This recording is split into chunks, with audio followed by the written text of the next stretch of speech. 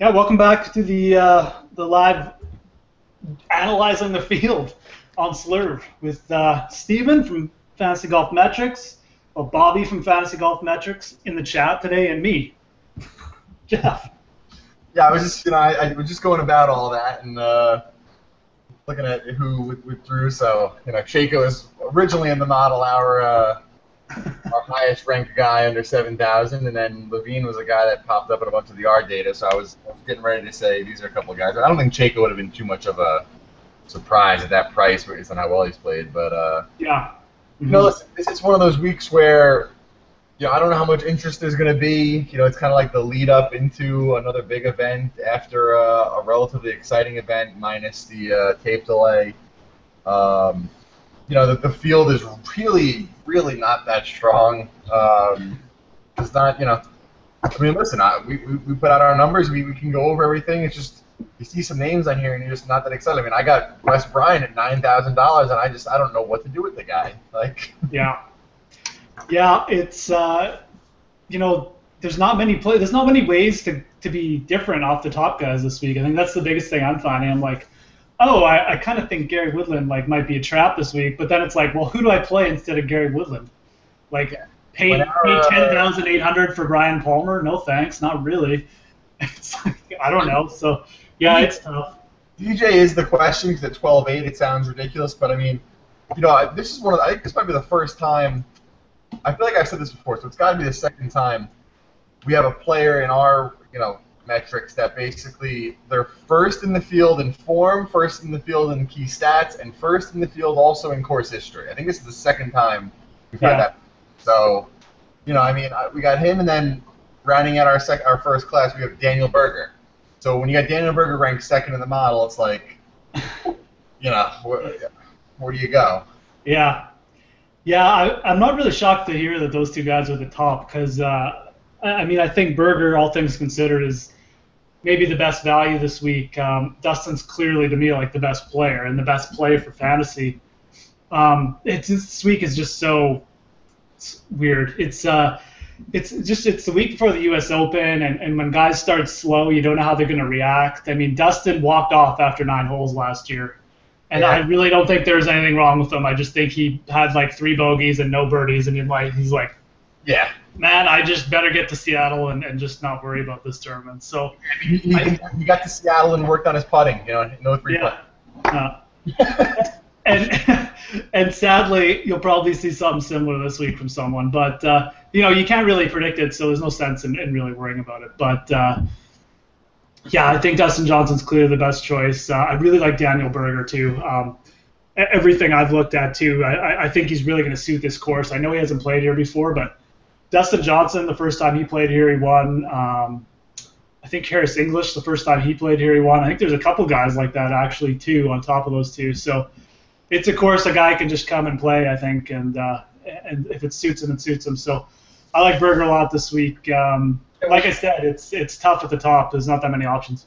One of the interesting things with Berger is, when we look at our data and then all the strokes gained, which we updated our files and stuff with the new off the tee approach, things like that. When you look at his strokes gained tee to green, we have him over the last 12 weeks ranked 12th in the field, 55th on tour. But what you usually see when that's the case is these guys don't putt. He's actually ranked 12th.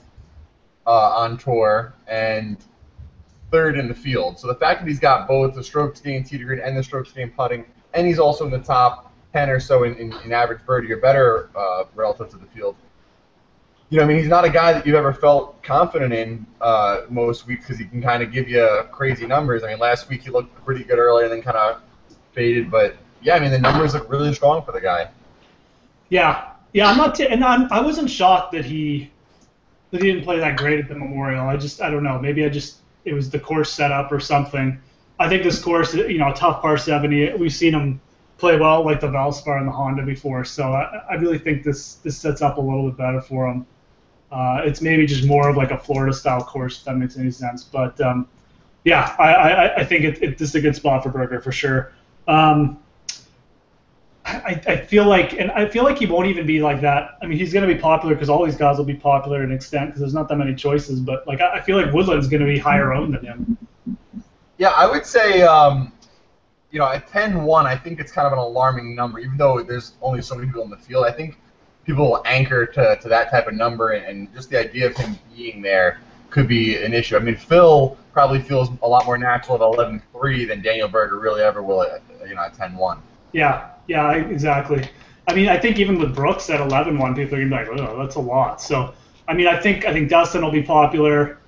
I think Woodland will be maybe even the next highest owned off of these big guys, and I don't think Berger will be owned. I mean, like I said, none of these guys are going to be like 5% because there's just no one else in the field. Like people have to play someone. So, but I feel like Dustin and Woodland might lead the pack, and then maybe Phil and Koepka and Berger. But yeah, I mean, let's say hypothetically, like you're going to fade Dustin Johnson into GPP. Is there one other player you're going to key on this week? I know for me, it's probably going to be Koepka, but is there another guy like?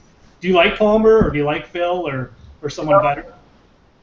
I can't say that I hate Palmer. I mean, he's got one missed cut in his last 7 events. It was the week that we kind of went heavy on him, but he's top 20 in all, top 30 in all 3 main categories. He's 2 of 2 cuts here with strong finishes. I mean, this week, our points gained against price stat, it kind of doesn't work as well because of how the prices get inflated. I mean, you look at him, someone like Brooks Koepka right next to him in our rankings, like he's negative 22 points, so he's 11-1. I mean, Brian Palmer negative 5 at 10-8. I mean, if Brian Palmer was 9,000, he'd be a positive value, and that's where kind of you expect him. So I think it's a lot tougher for people to wrap their minds around some of these guys that they're used to seeing in the mid-upper eights, kind of like what I was saying with Berger. But Palmer, I mean, I'm sorry, Koepka was 2-2. Palmer's 5 of 8 here, so kind of average on the course history, but the guy's been playing well overall. I mean, do you feel like he's deflated from not qualifying for the Open? I mean, I guess technically he could if he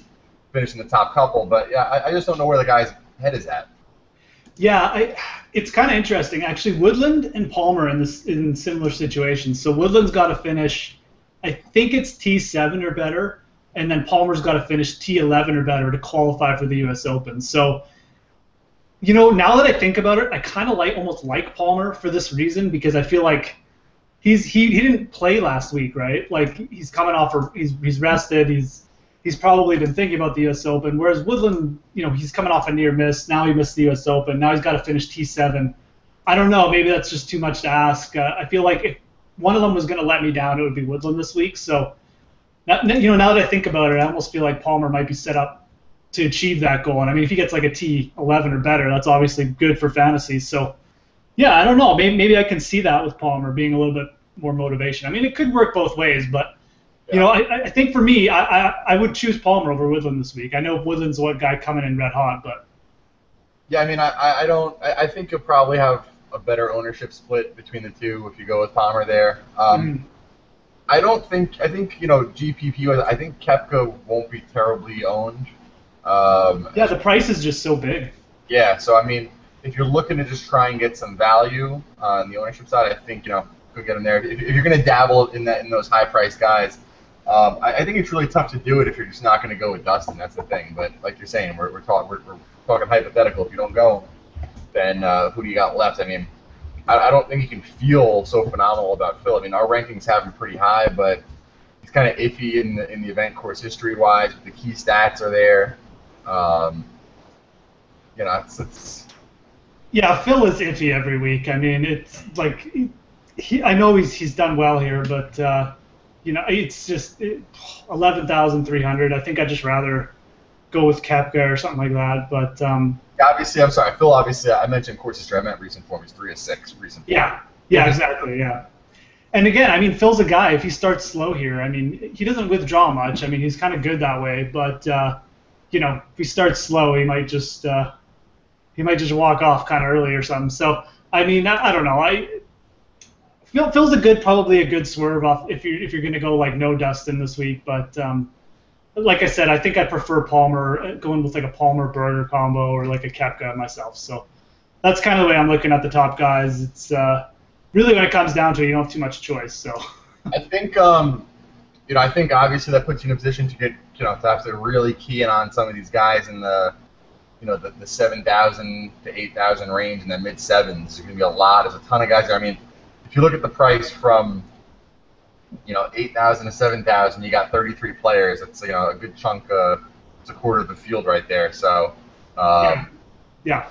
I mean, let's jump right into that kind of meaty zone. Who are some guys that you keyed in on at those prices? Who do you like? Who don't you like? What's what range is that? 7 to 8? I'm just saying 7 to 8,000. Yeah. Anything in the sevens, basically. I mean, Tom Hoagie's definitely playing well. Definitely sticks out as a guy. I won't be shocked to see another good performance from him on this course. Mm-hmm. I'm definitely looking at him. There's a bunch of guys. I'm probably going to play Jason Bone a lot myself this week and just sort of, I don't want to say gamble that he's going to bounce back here, but I love this course for him. And I mean, if he does get back in that form we saw him earlier in the year, I mean, he's going to be a huge value play. So I really like Jason Bone. Price or no price. I mean, I just feel like he's got top 10 capability on this course.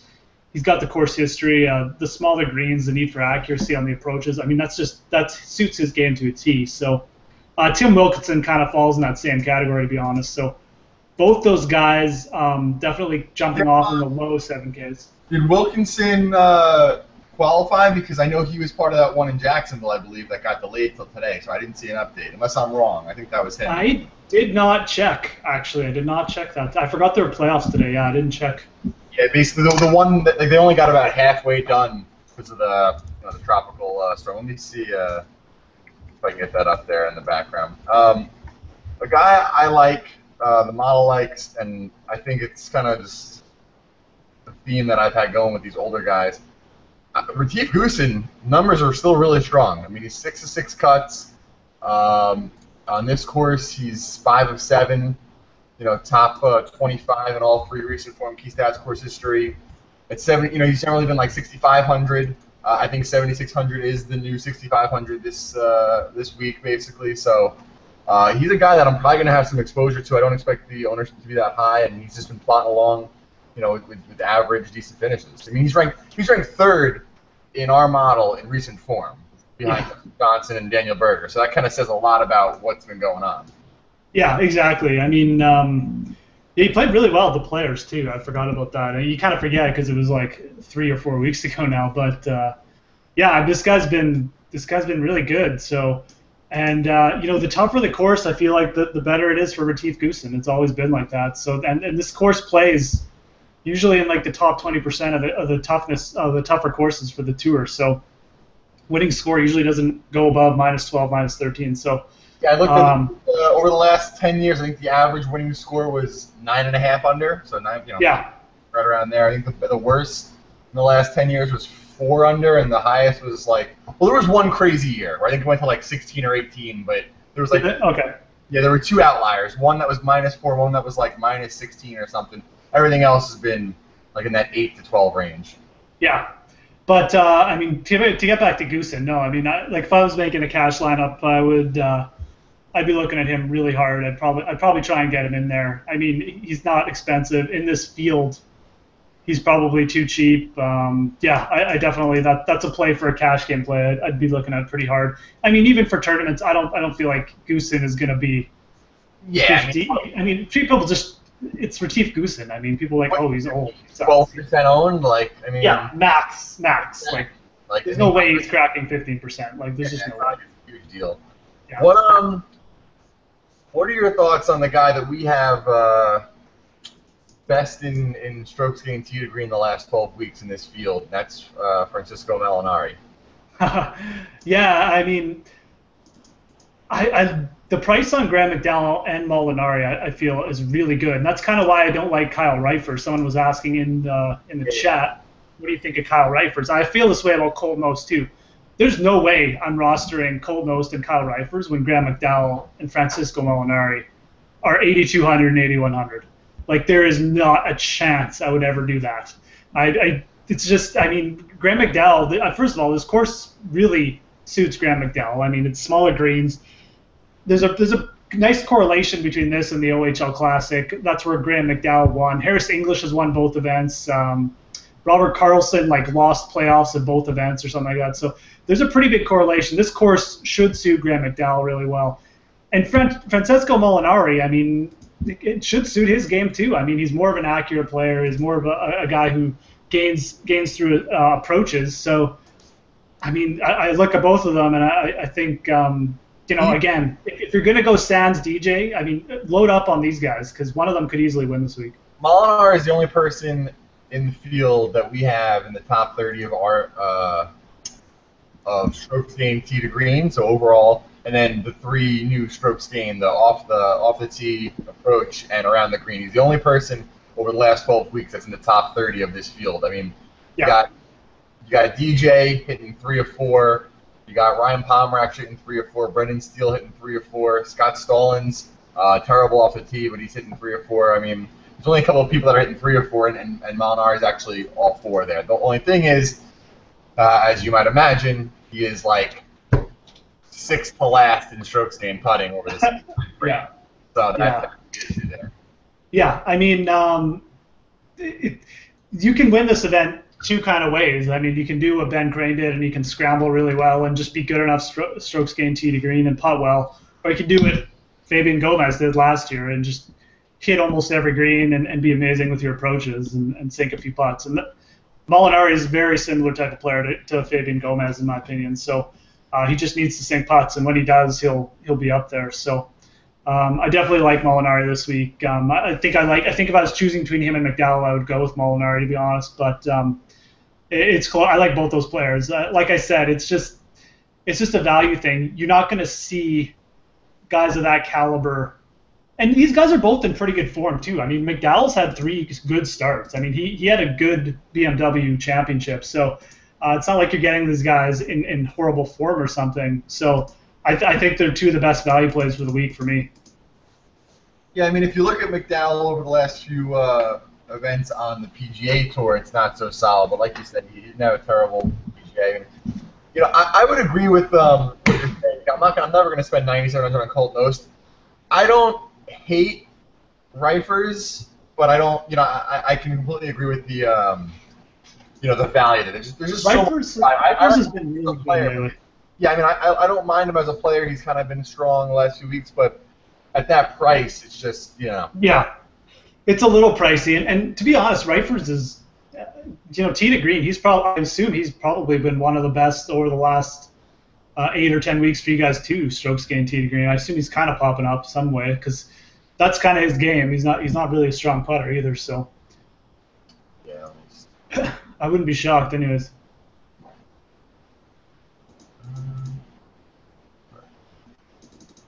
Although he might have had a bad stretch. Like top third of the field in Okay, yeah. Overall tee to green, it's not great, but his off the tee is like top 10 or so. So that's where where he's gaining it. And okay, that's interesting. Yeah, but yeah, that's anyways. I like Rifers as a player. I just don't think I like him enough this week for me to play him. But I can definitely understand if people are going to go that way because you just don't have that many options this week. So. Yeah, but Knost at 9,700. I mean, come on. Yeah, that was kind of what I thought too. I mean, that was like one of the first things that jumped out at me, the pricing. So. What do you think of Bud Cauley? Yeah, who I like more at that price is Scott Brown. I'm Tim Wilkinson. Like Bud Cauley, to me, I don't hate. I feel like he's. I don't want to say he's like more suited to a course with more par fives, but I just don't know what to expect. I mean, this guy's played like 2 tournaments in the past 3 months, and he played so well at the Byron Nelson, but. I don't know. Yeah, I mean, I think I'd feel safer going with like Scott Brown or like Wilkinson or Bone at that price. But I mean, you're kind of getting a discount on Bud Cauley. He's a pretty solid young player. Like he's put up results when he's been healthy. So. Yeah, that's the thing. I mean, the approach numbers. I mean, he's only played here once. He did technically miss the cut, but the ball striking wasn't terrible. I mean, again, he's played decent recently. Yeah, definitely. So, you know what? I set up the alerts from Slurv, and that helps me when I'm looking at my numbers and stuff, and the things pop up. That's been pretty good there. Yeah, and Bobby Wyatt. Let me see what we have. We have him probably bottom, just below the bottom half. Um, do you know why they were mentioning Bobby Wyatt? Because he's one of 3 cuts. He hasn't played here before. Is there anything I'm missing in terms of is there web.com action there? I don't see anything numbers-wise popping off the page. Yeah, he wouldn't be one of my first choices in this range because there's a lot of players you could make cases for between 7K and 7,500. So I mean he's popped up this year obviously. The Jude Classic in the rain delay he almost won. He was leading. Oh, that's leading right. for Crazy, yeah. Yeah. But other than that, yeah, he hasn't done much lately. So I don't know. I felt like he's not really in the right price this week, to be honest. But you never know. I mean, again, the field.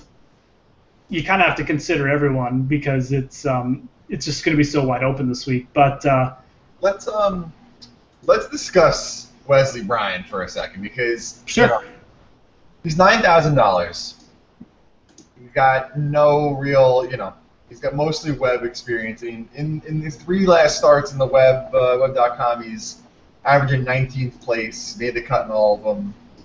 Has not been a terribly accurate driver of the ball. That concerns me because, I feel like a lot of those courses they play, you can kind of just get away with a lot. And what we looked at in the numbers here this week is that driving accuracy is actually one of the key stats. So, I don't know what your thoughts are on him. I mean, he's putting lights out. He's ranked basically as good as anyone in the people that are just mostly European. Like we have a tab on our survival guide that just shows like people playing on the European Web Tour, and he's ranked best in putting out of anyone that plays most of their events. Over there right now. So that's kind of I think what's been getting done for him. Driving accuracy is an issue. What are your thoughts on him? Do you have anything else? Yeah, I mean, it's a talented guy, obviously. I mean, he's definitely got some skill around the green and just in general. Like, I mean, obviously won twice in a short span on the web. But this course is tough. Like, it's a tough course this week. And I kind of have a feeling like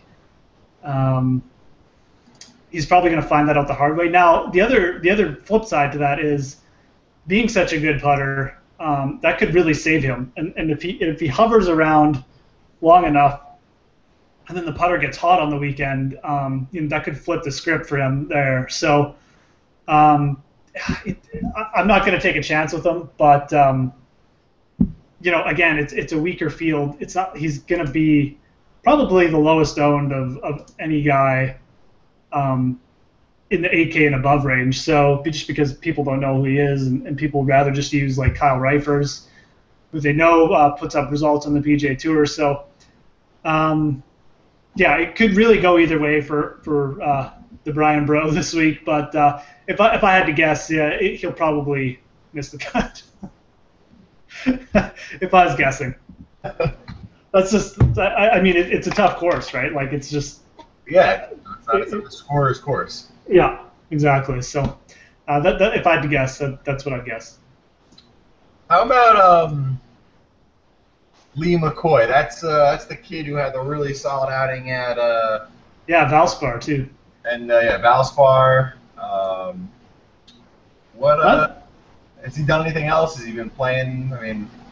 He's been playing college. I didn't look him up yet this week. I probably should have because. He's pretty interesting, to be honest, at that price. I mean, I still think there's a few other guys I would feel comfortable with. Like, I like Zach Blair at 6,800. I kind of like Cameron Smith. But, the fact he was 4th at the Valspar is interesting because I just talked about, this being a tough course. Well, Valspar is probably very similar score-wise and scoring-wise to this course and set up. They're both par 70s, I think. So some longer, tougher, like dog-leg par 4s you got to deal with. He handled that course, so I don't know. I mean, it's going to be interesting to see. It's his first tournament as a pro, I think. So, could could come out and just really roll. Some of these guys, sometimes these guys come out and they just play with no pressure and just whatever, and they top 10 a couple of times in their first few tournaments, and sometimes it goes the other way. They don't know any better. They don't know if they should be scared or whatever. Like you see that early pop and they realize what's going on, and you feel like you see that a lot. The rest of these guys, I don't really know. I mean, obviously I know who Sean McKeel is, but I'm just looking at the guys that have no kind of recent events or course history. Actually, they have course history, but not necessarily recent events. It's interesting because you need a field like this, a couple of those guys that. When the exemption list runs down to like number 15, 16, 17th exemption, you get some of these guys. You get a couple Euro guys coming to Richard Stern. Is Richard Stern in the field? Yeah, that's kind of interesting. Richard Stern's in the field. Oh, he's 7,100. How did I miss that? Oh. Yeah, Arjun Atwal in the field. Just a couple guys with a bunch of Euro events. They're playing. It's not like they're not playing at all. Just not over here. Yeah. Arjun Atwal, yeah. I don't think I'll use Arjun Atwal. Oh yeah, I know. I mean, I'm not sure you're. No. I knew he was in the field. I mean, he's won on tour before. He's won a PGA Tour event, so he knows how to get it done. But what's your favorite punts this week? Because I mean, I really feel like this is a week you should go as low as possible in salary. And I think like this is a field, if you're ever going to go pure stars and scrubs, like 3 guys like 6K and under, and then 3 guys just like at the top of the side, I feel like this is the field you should do it at. So, off the numbers, and for looking at things just on the model, it says our highest guy under 6 is Stuart Appleby, 5,700. He's made 4 of 7 cuts. He's made 4 of 6 here. He's been like. Any other week in a normal field, he's been like the bottom couple people. This week, he's like in the the middle-ish of the ranking. So there's him.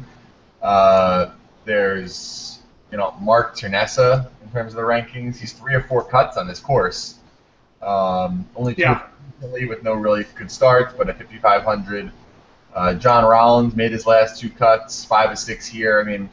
He's probably the guy I'd consider most. I mean, when you get down into that price point, I love to get deep into course history because it generally means if they're that cheap, they probably haven't been that well career-wise. So if they have such a strong course history, they probably made most of their cuts at events where they have a high cut percentage. That's kind of the way I look at it. I mean, if they're only 40-50% for their career, but they're 5 of 6, 6 of 7 at this course, well, that's a good chunk. Yeah.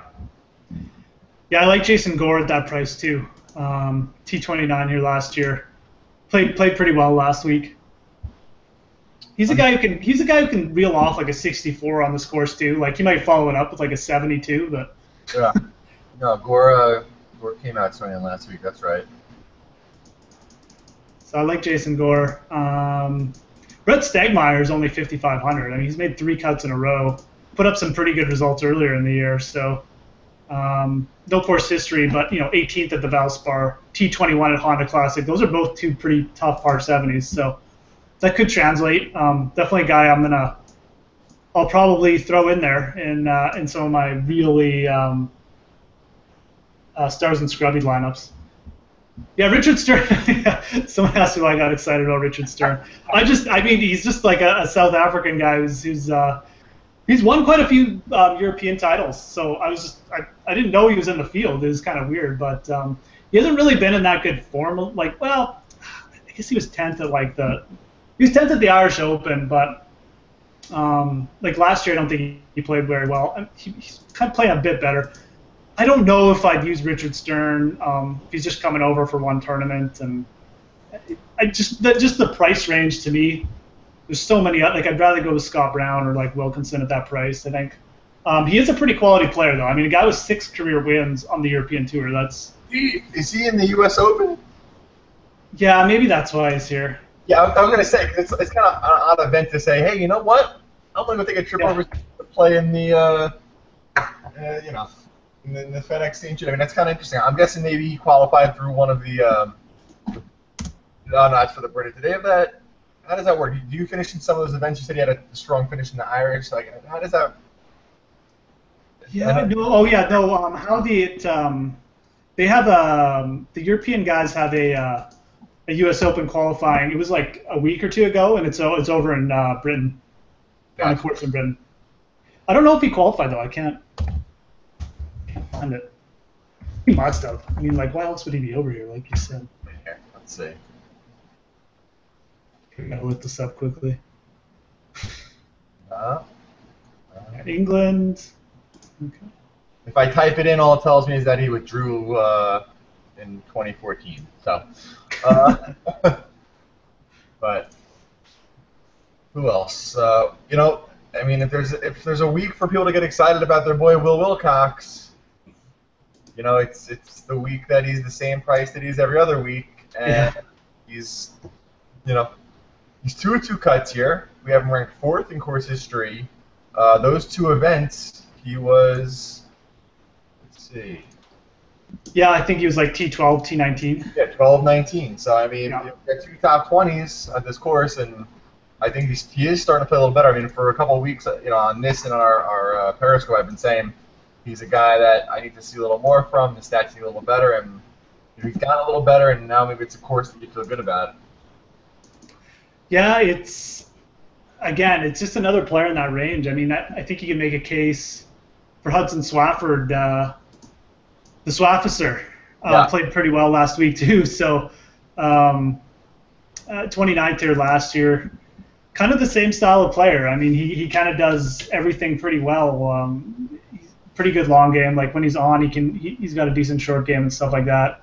My concern with Wilcox is there's this always there's this odd like DFS Twitter bias that, you know, boosts his ownership slightly more than it should be. Yeah, not only that, but I feel like it puts more pressure on him too. The last time he did this, and he's like, "Oh yeah, send it, play me." He missed the cut. So I don't know. Like he hasn't really been in great form this year. So I get that he's excited about figuring out a swing, but it's just if he was like 6,800, I'd be all over it. But at 7,400, like I said, you know, Hudson Swafford's interesting. Ben Martin's only 7,600. Retief's only 7,600. You can go up to Martin Pillar at 7,700, who's been way better than Wilcox lately. Hoagie's only 79. Like, I don't know. I just feel like some guys are going to be like, I got to force Will Wilcox in there. I'm not in that crowd. If Wilcox was 7K or something, like I definitely look at him as a good value. But yeah. How about Fathauer? I mean, he's 6 of 7 cuts, 1 of 2 here. He hasn't had any high finishes, but you know, I mean, if you look at his event by event at 5,800, he's a guy that's getting through, and that's, you know, all I ask for at that price is make the cut and then see what happens. But I mean, you know, he barely made the cut at Dina DeLuca. I can't tell. It looks like he made it at Byron Nelson, like on the number, missed at Wells Fargo. He's basically made a few on the number. But in the weaker field event, you know, at Puerto Rico, he finished 21st.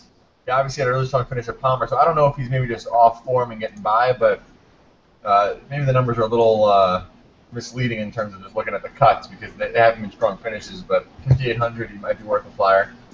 Yeah, no, at 5,800, I definitely that was actually the other guy I kind of meant to mention because I like Jason Gore, but Fathauer for 5,800 is interesting to me because I mean, his form hasn't been great lately, but he's definitely a player who can pop up in these weaker field events. I mean, he's got some top 5s over his career.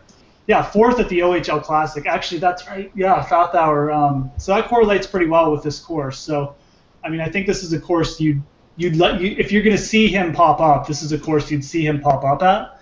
So I definitely like the Fathauer call. He's really not a bad player. He just, from the perspective of he can, you know, top 10 and top 5 at these weaker field events in that respect. So I like 5,800. I think he's pretty good value this week. Definitely. Another guy again. I mean, I really feel like this is a week where you can go stars and scrubs. You can just load up with Derek Fathauer and like Jason Gore and whoever else we mentioned, and then just pop in 3 guys at the top. And like you just need those guys to make the cut. I mean, in this weak field, they make the cut on the weekend, they could easily finish T25 or something. So Yeah. that's the way I kind of look at it this week. I think it's the best strategy. Yeah, I guess I was just responding about if you were to go with like a DJ Berger Molinari stack, what would you do with that? And I was like, I think you could easily do that. I mean, that would leave you just enough to go like a couple low sevens and then that one guy in the fives. You rotate a bunch of those guys in, and you probably feel pretty good about your GPPs. I mean, it's not the edge play. Let's make a lineup. Let's do DJ Molinari and Berger. Yeah, let me bring up my lineup. That'll help.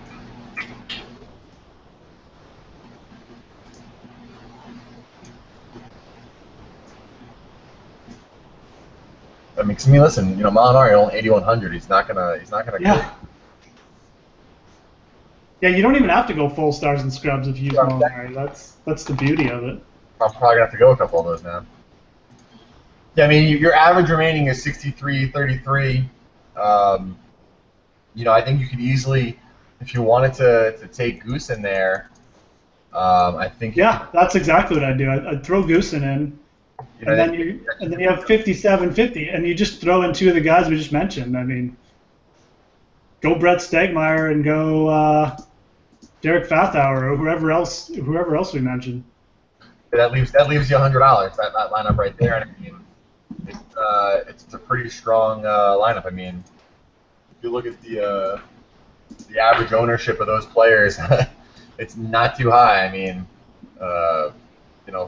Goosen and Fathauer are both under 4%. Molinari 5% average ownership. Yeah, exactly. Yeah. Like Molinari is not going to be highly owned this week. Like he's just not. I don't think he's going to be anyways. I'd kind of be shocked if he was. So, yeah. I mean, he's probably a good guy to pair with Dustin if you're going to go with Dustin. Probably differentiate yourself a bit. So no, I mean, I really like this idea. You could even go nuts and take out Molinari and Goosen and throw in like Jason Gore, and then you got 9,900. You go Harris English or something. So there's tons of different ways you can go this week, but I definitely like using the guys under 6K this week. I mean, I think in general they make sense in these weaker fields for tournaments, for GPP plays, just because they have more upside than people realize in these weaker fields. So. Do you think? What about Rob Oppenheim? I think he just qualified through the qualifier. He's been playing fairly decent. He's made 4 or 6 cuts. Never played here before, but I'm guessing he's probably jacked up about playing in the Open. Yeah, no, for sure. I mean, another guy who can get by. I mean, T37 Valero, T20 Arnold Palmer. I mean, shit, you just need like a T37 from him in this field. I mean, that's more than he can definitely do that. So, yeah, it's another guy you can consider. And I feel like, what's the difference between Rob Oppenheim and like Chad Collins at 6,700? Like, there's just 1,000 fantasy dollars. Yeah, exactly. There's not much. Yeah. Steve Marino at 66. Like, I mean, just go with the prices. Like, once you hit like under 68, 67, just go with. You might as well just go all the way to the bottom because you're looking at a lot of guys that have the same kind of skill set. Save maybe 1 or 2 guys, but Chake is out, so we can't even talk about him. I might honestly just go that lineup. I might just go DJ Berger, Molinari, Goosen, and then throw in, whatever 20, 30 combinations of the bottom 2. Yeah, for real. I mean, that's probably not a bad way to do it. Yeah.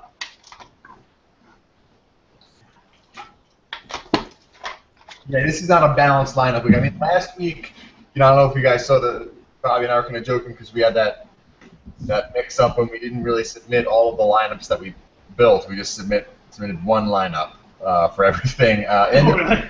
Yeah. We had like 70 different lineups that we built, and then we just basically, how you use the Excel like export import thing. I must have imported the file with the original, just reserved with one team, and that team went 6-6, but it was like the cash play. It was the balance play. It didn't have any of the top guys. But like last week, I thought was a strong field for going balance. Like there's no semblance of balance this week. There's no way you put together a lineup where you're comfortable with all 6 players. Yeah, I mean this might be a week. The other thing you can do, you can leave like $2,000 on the table this week. That's the other thing you could do. I mean, you could just go like, yeah, you could just go with a bunch of these guys from the 7Ks because I mean, there's not too much. Again, how much difference is there between Kyle Reifers and like Molinari or Martin Pillar at this point? I mean, again, so you could that's another strategy. I might even consider that. I might make a couple teams where if I wanted to go balanced, I just leave like $2K on the table. I mean, that way you get off the top guys. If Phil drops out and like the best guy from the top is like Brooks Koepka and he's like T6 and everyone else is like doesn't really hit T20 or whatever, then you're golden. So I mean, I don't know. There's a few different ways you can go this week for sure. So can we let's just be certain on the withdrawal. So you got Spencer Levine, Luke Donald, Chaka. Man, I'm trying to figure out who else. Chaka, Luke Donald, Brandon Steele's out. Let's see. I'm pull up Roto World Golf so I can. Anyway, I just want to make sure. Patrick Rogers. That was one of the questions. He's official. Yeah. Man. And then like McGurk pulled out on like Sunday, I think Sunday night or something. Or, not really official. I don't even think he was an option in draft. Yeah, I don't even think he made the field. Yeah. That's good. Probably watch tomorrow too. There could be some guys who again just like wake up and be like, I'm going to Pittsburgh. Yeah. So. I'm looking forward to get out there. We're going. We'll probably leave like 3-4 a.m. on Thursday. Like late Thursday night. We'll be there Friday through Monday. So. That's awesome. Yeah, I really regret. I was going to go to the U.S. Open last year, Chambers Bay, and I didn't. But yeah, that's awesome. You bet. You know, out of all the ones we've been to, and it's like been our yearly trip. That's the one you wanted to miss. I mean, we have. Oh really? We have good access because we have like one of the hospitality tents. But if you didn't have that last year, I mean, it was really hard to watch the golf in person with the way the course was. I mean, the course is incredible. There were some absurd like vistas and things to view, but it was definitely not spectator friendly. Yeah, that's what they kept saying. So I guess that's true. Yeah, it looked cool on TV. It's probably better to watch on TV too. Yeah. Oakmont's gonna be fucking crazy, by the way. Yeah, like holy cow. Get ready for some seriously negative fantasy scores. Like get ready for some teams where you're like, I wish I had 2 guys miss the cut. Yeah, I mean, I can't wait because that's the epitome of the open golf. I mean, I love the U.S. Open's my favorite event every year. It's mine too. I love it. I love watching because it really helps put into perspective. And I tell everyone, I mean, listen, I'm like a 0 to 2 handicap in that range, and everyone like that plays casually is like, holy crap, like you're so good, you should go try out for a tour. I'm like, you don't know what you're talking about. And courses like that take these guys and make it like par is actually a good score. I mean, I love that because it really puts into perspective how good these guys are. Yeah, exactly. Yeah, it's awesome. And I mean, I know the pros sometimes get bent out of shape about it, but I like to see them. I think that's the way I'd almost rather see it almost every week. And it's like a challenge to make par. I mean, that's the way golf's supposed to be. So I don't know. I like it. It's always my favorite tournament to watch too, and it always ends up being. It's rare. You rarely see a blowout at the U.S. Open. Like you really see someone win by like 5 strokes. That one year when Rory won, the course was soaked. That was kind of stupid. But we got there we were only there for Saturday, Sunday, and it was over. Yeah, it was over. Problem with that one. Lamest U.S. Open ever. But yeah, no, I mean like that. It's gonna be. Like I said, like for fantasy, it's gonna be like it's gonna be a mind fuck. Like seriously, for most players, because it's gonna be like, oh yeah, I got 5 or I got 6 through, and you're gonna have a guy probably shoot like plus 20 on the weekend, like literally, and you're just gonna be like, wow. Yeah, I mean, it's definitely a week where 5 of 6 has a good chance to win, some events. Yep. Yeah, if you got the right 5 guys, you will definitely have a shot. So like those placing points. Earlier in the year, there were a couple events where 5 of 6 won the 300. Yeah. Definitely see that. And the other thing about the U.S. Open is the cut's only top 60 in ties. So, I Yeah. mean, you have a smaller percentage of the field making the cut. So, I mean, again, like it's tough. Yeah. I mean, it's going to be fun for fantasy. It's going to be weird. Any DraftKings score over 400 is going to be a really good score. Probably win. When they played at Pinehurst, I had like a really good GPP week the year they played at Pinehurst, and I don't think that the winning score was over 400. Here, what I can tell you is, let me. I don't think, like, at least in the tournament I did well in, but I mean, I can basically look at the numbers for the historic DraftKings points. I can't tell you what the winning score was. I don't have that, but I can tell you what the top 6 scores were overall, and that kind of gives you a good range on what it was. I mean, generally you have top 6 scorers regardless of price or at 100 or above, so you're generally talking close to 700 points.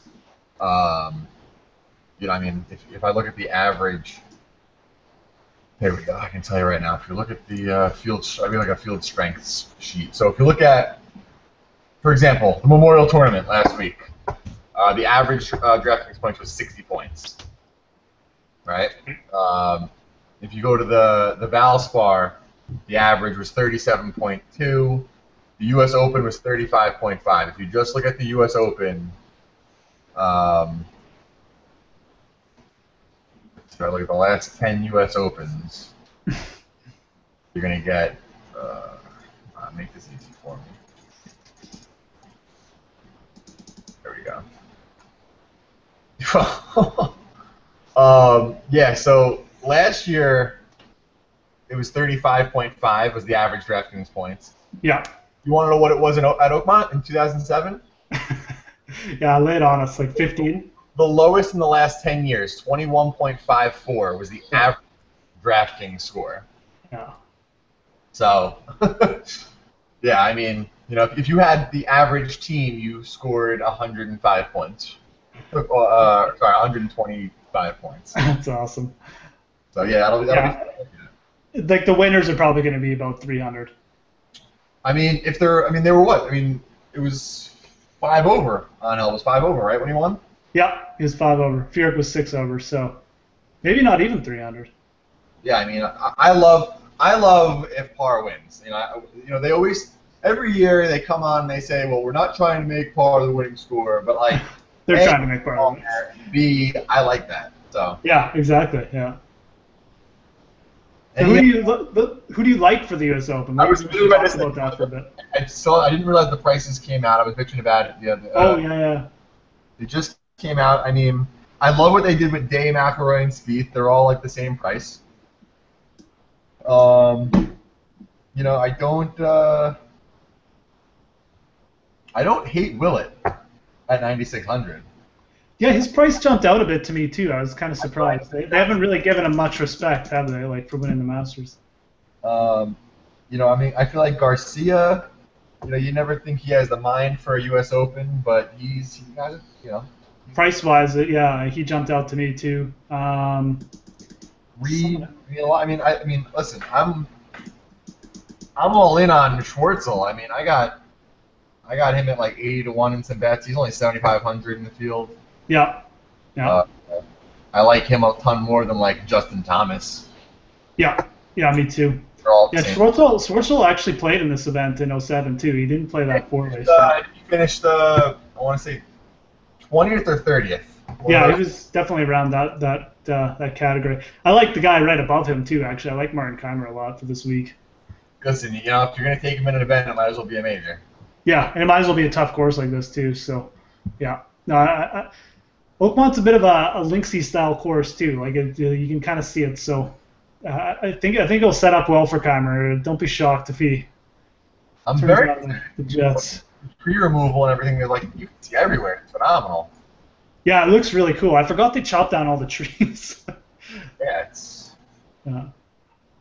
I mean, I'm kind of like, I know we're rambling about the Open, but it's like I'm just more excited about it. Oh So, yeah, no, I think most people are. I mean, this week will be okay, but it's definitely one of those weeks where it's like, okay, don't, lower your expectations. Maybe don't play as big bankroll I and was doing just some research, on it yesterday, and all the metrics, they all make sense, but Nicholas Foss, whatever, and Nick Doherty are two guys that just are ruining all my you know notions. They were like random amateurs or whatever at the time that finished in the top 10.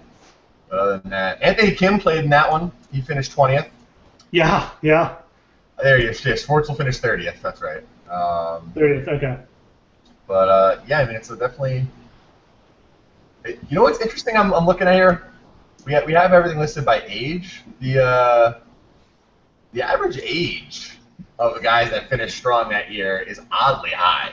I mean, you got 1, 2, 3, 4, 5, 6, 7, 8 guys in the top 20 that were 40 or older, which I think. I think that really speaks to the greens and how you have to play the course and just because I mean you just can't afford to miss in certain spots in Oakmont. I mean the ball will just run off or you'll have an impossible putt or so I feel like it kind of speaks to that, but Only six this guys, is me guessing.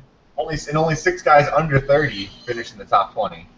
Yeah, that is interesting. I think that's actually a useful piece of data, to be honest. I think there's something to that. I mean, I kind of felt the same way about Pinehurst. The young guys didn't play poorly there, but you saw a guy in his 30s win in Keimer, and so I don't know. Yeah, it's gonna be awesome. I love watching pro golfers struggle. Like I just love it. Yeah, I mean it's gonna be nice to. I just been looking at some of the pictures there, and it's like you're gonna be able to see a lot. So Yeah. should be pretty. I mean, listen, they're going back. What is it, the 8th U.S. Open they're having there? So I think it's the record for total for most Opens. So The course is interesting too because it's not overly long, is it? But like there's the big variety of holes. Like there's some drivable holes. I mean they're well guarded and the greens are nuts. But and then there's obviously the downhill 660-yard par five and the 300-yard par three. So I mean but then like I said, I mean you have to know where to miss and stuff on this course. It's not like it can be overpowered at all. So I don't know. I mean, I was thinking about like what style of golfer you should be targeting. I don't know if it's like I think everyone's in play in a weird sort of way this week. So just makes things tougher, I guess. yeah, I'm trying to like one of the. Hold on, I looked up. Again, I was doing some. I'm gonna be.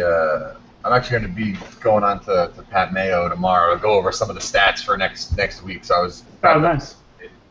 And there were some interesting correlations. What we did is we looked at the 12 weeks leading up into the Open to see if there was any sort of trends or correlations or anything like that about how well the top players that that finished well at Oakmont were playing leading into it. And one thing jumped out. I mean, the obvious ones, people that were strong in strokes gained tee to green, in bogey or worse, in par 4 scoring. The obvious ones are basically just indicative of good play. Mm-hmm. And the one that had the strongest correlation was driving accuracy. And that's not at the Open, that's leading into it. I mean, yeah, looking at it now, it was almost a 24% correlation, which is actually, it's still kind of low overall, but that was about 24%. And then next best was strokes gained tee to green, and that was just under 20%. And then it was all like 1% increments down. So there's a huge gap at top for the driving accuracy, which I thought was, I guess it makes sense. You always put it in the fairway, but generally there's a mix of power in there that kind of helps you out. But it was basically over the 12 weeks before the Open, it was driving accuracy, and then it was strokes gained tee to green, par 4 scoring, top 25 percentage, bogey or worse percentage, finish position, like the stats that you would expect, Yeah. players to have. But driving accuracy, I mean, listen, you're gonna have a lot of players that drive the ball well, so it's definitely one of the things I'm gonna key on a little more than I have normally. Yeah, I mean, I know Daniel Berger tweeted out yesterday that the ref was like nothing you'd never seen before, so that might have something to do with it too. So I mean, listen, I think it's always you always got to keep it in the fairway at the Open. So yeah, exactly. I mean, definitely it doesn't hurt. So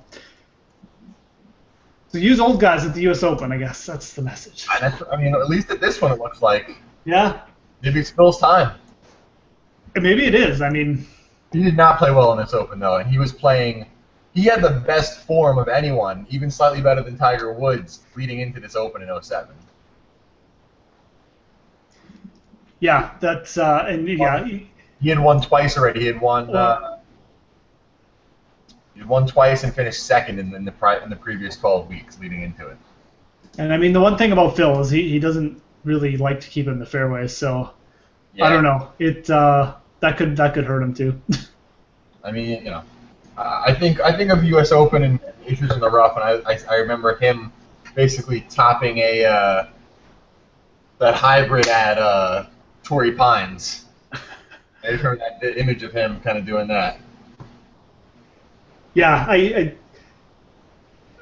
Phil's always a guy I always say, you never know because he's so talented, but I don't think I don't want it to happen. You want Phil to do it, We'll see what he does this week. He played okay last week, so he definitely has the short game.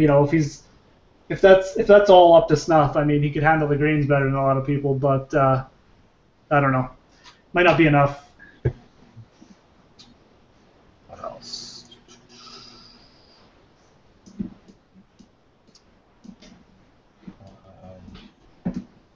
I think.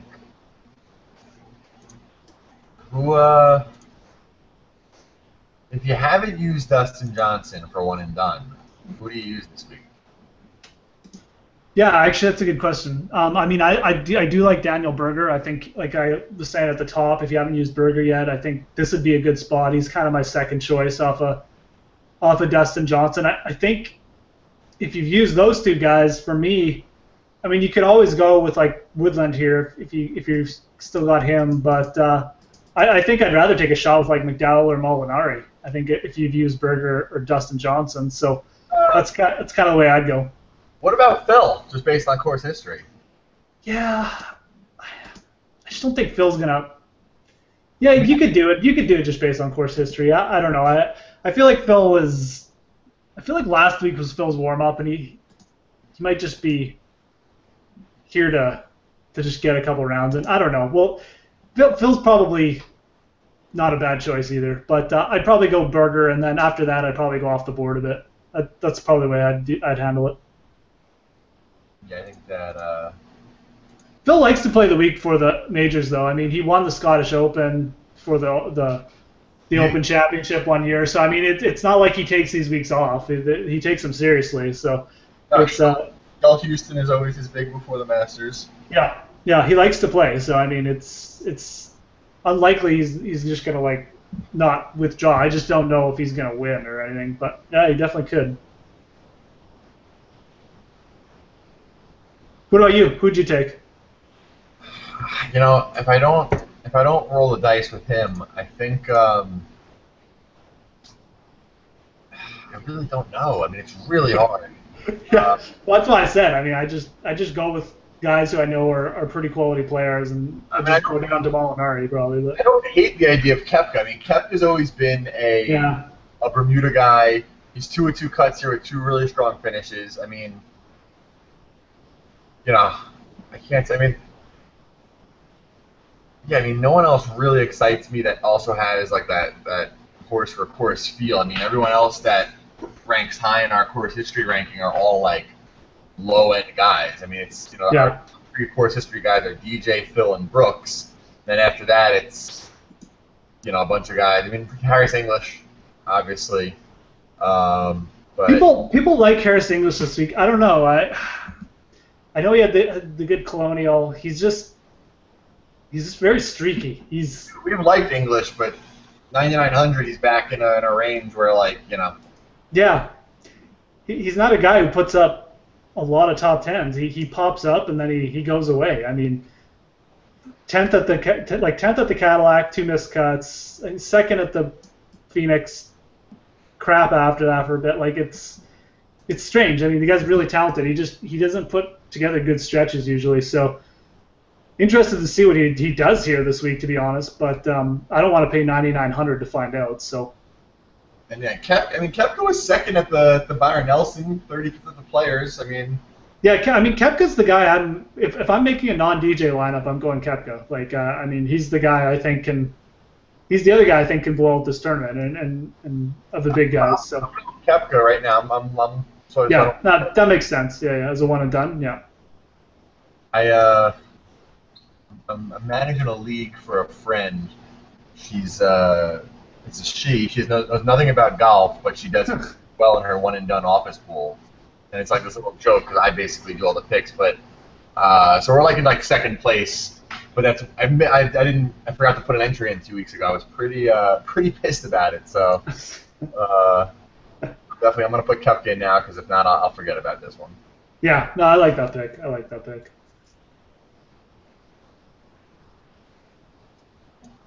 Good spot to use Koepka. It's a weak field.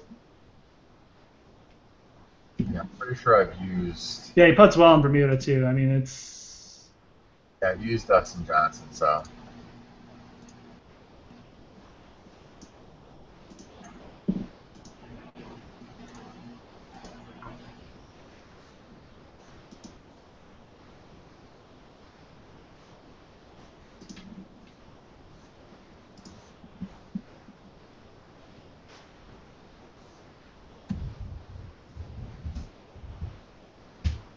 All right.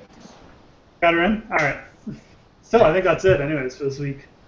Yep, so, yeah, I mean, listen, good luck, guys. Any questions? Jeff, Fantasy Grind on Twitter. I'm Steve at FGmetrics. Hit us up there, and then good luck this week, and looking forward to the Open next week.